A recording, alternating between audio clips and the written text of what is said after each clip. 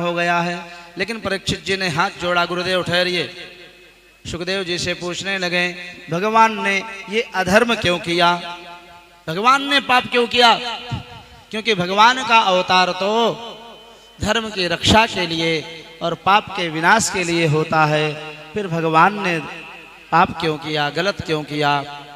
संस्थापनाय धर्मस्य प्रशमायेतरस्य च अवतीर्णो हि भगवान अंशेन जगदीश्वरः सकथम धर्म सेतूनां वक्ता कर्ता विरक्षिता प्रतीपम आचरद ब्रह्मन परदाराभिमर्शनम।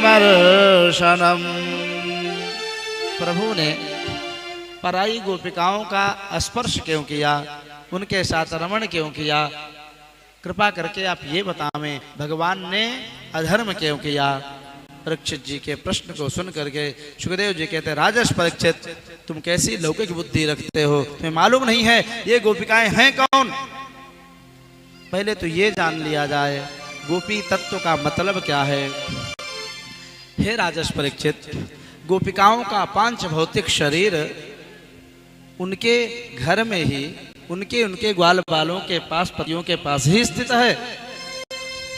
मन्ने दारान स्वपार्श्वस्थान स्वान स्वान दारान व्रजौकसः नासोयन खलु कृष्णाय मोहितास्तस्य मायया।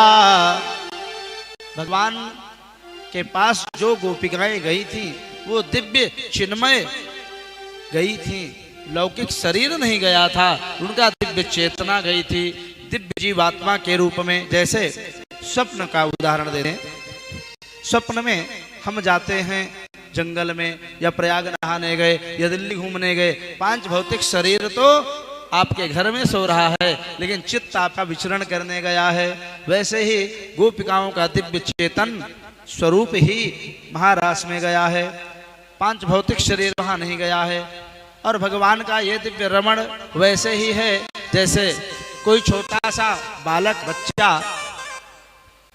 धूप में अपनी परछाई के साथ खेलता है, वैसे ही भगवान भी गोपिकाओं के साथ नृत्य कर रहे हैं। क्यों? क्योंकि गोपिकाओं का पांच भौतिक शरीर नहीं है, दिव्य जीव चिन्मय गया है, और जीवात्मा के शाश्वत पति परमात्मा ही हैं। सब अपने पति के पास ही गई हैं, कोई अन्यथा नहीं गई इधर उधर। दूसरी बात राजर्षि परीक्षित, ये जान लेना चाहिए, गोपी गोभी इंद्रियाभि कृष्ण रसम पिबती आसा को गोपी, जो अपने इंद्रियों के द्वारा, मन आदि के द्वारा श्री कृष्ण की भक्ति तल्लीन होकर के करती हैं, वो है गोपी। अब चाहे वो स्त्री हो, चाहे पुरुष हो, चाहे नपुंसक हो, कोई भी क्यों ना हो, विशुद्ध जीवात्मा को ही शास्त्र में गोपी कहा है सज्जनों। इसीलिए आप लोग सब पड़ोसी हो, ब्रजवासी खूब जानते हो, आप लोग जाते हो, वहाँ एक गोपी संप्रदाय चलता है। उस गोपी संप्रदाय के अंतर्गत पुरुष भी 16 श्रृंगार करके श्याम सुंदर को अपना प्रीतम मान करके पति की तरह आज भी बरसाने में भजन करते हैं, वृंदावन में भजन करते हैं। दूसरा प्रमाण दे रहे हैं, पद्म पुराण का प्रमाण है। तोमर साहब जी, जब त्रेतावतार में, त्रेता युग में भगवान श्री रामावतार लेकर के और चित्रकूट से आगे वनवास करते समय आगे बढ़े दंडकारण्य की तरफ, तो सीता जी राम जी के चरणार बिंद के बड़ी सुंदर सेवा शुश्रूषा कर रही हैं, चरण दबाए रही हैं।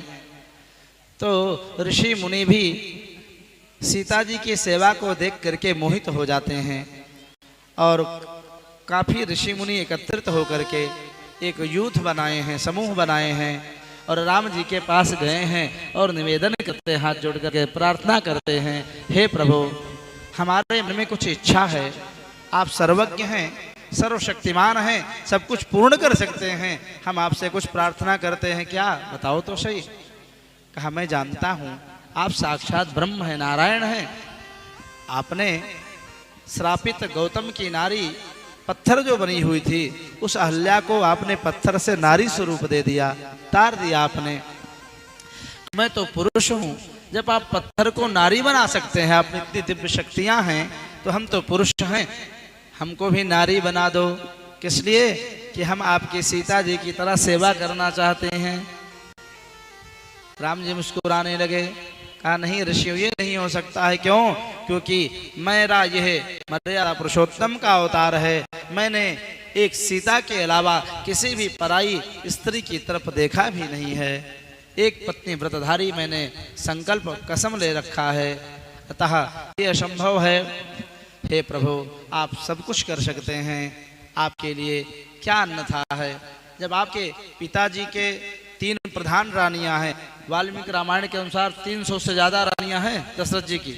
आप लोग राम कथा सुने होंगे तो बताए होंगे व्यास जी। प्रधान तो 3 तो प्रधान पट रानियां हैं, दशरथ जी की सैकड़ों रानियां हैं। वाल्मीकि रामायण आप खोल लेना। इस प्रकार से जब आपके पिता कई स्त्रियां रख सकते हैं तो आप भी तो उन्हीं कुल में जन्मे हो, आपको क्या बीत जाएगी। भगवान मुस्कुराने लगे और उन ऋषियों की मनोकामना को पूर्ण करने के लिए दंडकारण्य के ऋषियों को भगवान ने सांत्वना दिया, धैर्य धारण करो महर्षियों।